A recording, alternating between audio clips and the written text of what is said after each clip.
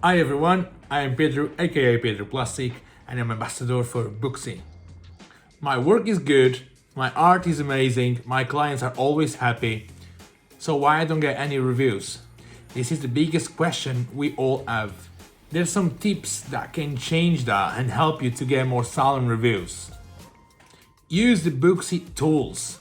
On Booksy tools, you can use, for example, the message blast, so you can contact your clients directly. Message all your clients after their visit, reminding them that they can give you a review about their service. Mention the Booksy app to your clients. On the Booksy platform, it's very easy for them to give you a review and it will be public for other customers to see it. Promote your business. Use your social media platforms to promote your business and to promote your link for direct them to your reviews. Show to your clients and direct them where you want them to do a review about your service.